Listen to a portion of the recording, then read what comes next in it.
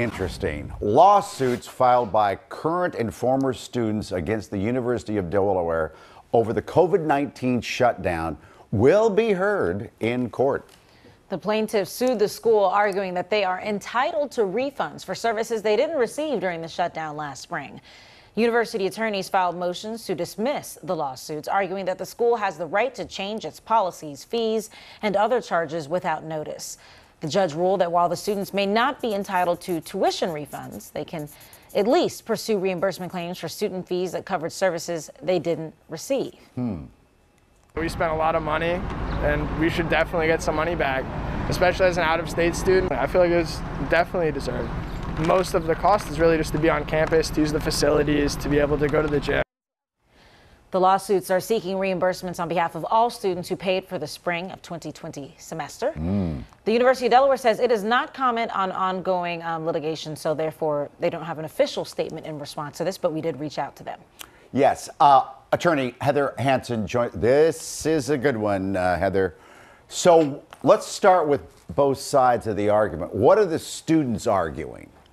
The students have a great argument. They're saying that we paid to go to school in person, learn from our teachers in person, and we also paid for room and board. We paid for the rec center. We paid for counseling services, all of these extra things, and we should be reimbursed because we didn't get what we paid for. Okay, what's UD? What's their argument?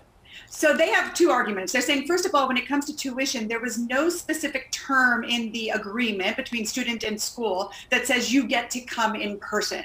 They're also saying that the same is true on fees. That's a little bit of a weaker argument, but all around what they're saying is we never promised you an in-person experience. Well, that's weird. But isn't that it's assumed? Something you wouldn't even think about. Right. You know, obviously I'm going to go to campus. Well, and I think that the universities, not just Delaware, but all of the universities that are defending these types of cases are saying, well, yeah, but you didn't think about a pandemic. You know, we all were in situations that we didn't think about. And in these unusual situations, we did our best. Wow. So it sounds like they are getting part of it, though, because what are some of the things that they're getting reimbursed for? Well, it hasn't been decided yet, Alex. What happened is the judge decided that the case wouldn't be dismissed. And now they get to move forward with discovery to see exactly how much money the kids actually lost. How do you figure that out? Jeez. How do you prorate it? Now, as you mentioned, I think, Mike, other cases across the United States, very similar cases, have been filed. Some of those cases have already settled.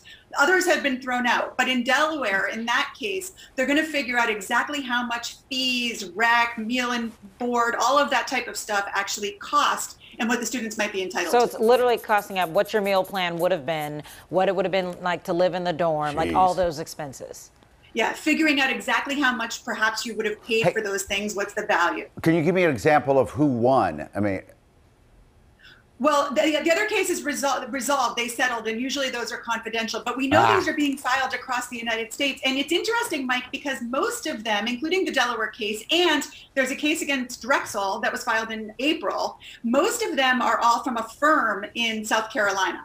So that firm is taking all the students, making them into class actions. You know, the lawyers tend to do well in these situations. But the students have a valid point here, especially one thing that I think is interesting is at both Drexel and Delaware, they offer other prices for students to be schooled from home in normal cases. Yeah, it's interesting. The schools are saying, you know, we have the right to change anything. You know, look at the fine print. Why wouldn't this happen on every campus in America? I think you'll probably see it on every campus in America. It is slowly happening. You know, when I was doing my research last night, I saw Quinnipiac, University of Miami. I mean, it's RPI.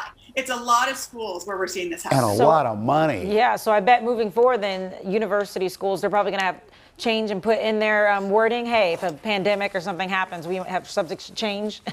Alex, you have got it 100% correct. I mean, a lot of legal contracts are changing because of the pandemic, and this will be another one. Okay, again, just we did reach out to the University of Delaware, and they just say we don't talk about litigation. That's pretty common. We've heard that a lot over the years. Heather, thank you. Thanks, guys. Yes, thank you.